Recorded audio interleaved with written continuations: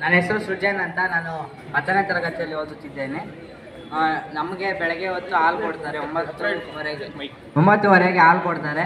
ಮತ್ತು ಮಧ್ಯಾಹ್ನ ಹೊತ್ತು ಬಿಸಿ ಊಟ ಕೊಡ್ತಾರೆ. ಮತ್ತು ಬಿಸಿ ಊಟ ಜೊತೆಯಲ್ಲಿ ವಾರದಲ್ಲಿ 3 ದಿನ ಮೊಟ್ಟೆ, ಚಿಕ್ಕಿ, ಬಾಳೆಹಣ್ಣು ಕೊಡ್ತಾರೆ. ಮೊಟ್ಟೆ ತಿಂದಿದ್ದವ್ರಿಗೆ ಬಾಳೆಹಣ್ಣು ತಿಂದಿದ್ದವ್ರಿಗೆ ಚಿಕ್ಕಿ ಕೊಡ್ತಾರೆ.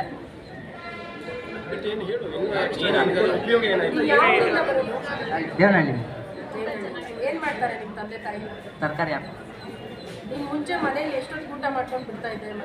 ಮ್ಯಾಮ್ ಮಾಮೂಲಿ 9 ಗಂಟೆಗೆ ಊಟ ಮಾಡಿ. ಮಧ್ಯಾಹ್ನ ನೀವು ಬಾಕ್ಸ್ ತರ್ತಾ ಇದ್ದ? ಇಲ್ಲ ಮ್ಯಾಮ್. ಮತ್ತೆ ಹೆಂಗೆ ಊಟ ಮಾಡ್ತಾ ಇದ್ದೆ? ಮಧ್ಯಾಹ್ನ ತಟ್ಟೆ ಇರ್ತದೆ, ಮಧ್ಯಾಹ್ನ ಸ್ಕೂಲಲ್ಲಿ ಕೊಡೋದು. ಅಲ್ಲ, ಸ್ಕೂಲಿಗೆ ಕೊಡದೇ ಇದ್ದಾಗ ಮುಂಚೆ ನೀವು ಹೇಗೆ ಮಧ್ಯಾಹ್ನ ಲಂಚ್ ಅಂದರೆ ಬಾಕ್ಸ್ ತರ್ತಾ ಇದ್ದೆ, ಆರೋಗ್ಯಿತ್ತು. ಮತ್ತು ಒಂದು ಬಿಸಿ ಹಾಕಿದರೆ ಬಾಕ್ಸ್ ಮುಚ್ಚಿದರೆ ಅಳಿಸೋದು ಸ್ಮೆಲ್ ಬರ್ತಾ ಇತ್ತು. ಈಗ ನಮಗೆ ಬಿಸಿ ಊಟ ಕೊಡೋದ್ರಲ್ಲಿ ಅದನ್ನ ಹೇಳ್ಬೇಕು, ಏನೇನು ಕೊಡ್ತಾರೆ ಅಂತ ಗೊತ್ತಲ್ವಾ ನಮಗೆ?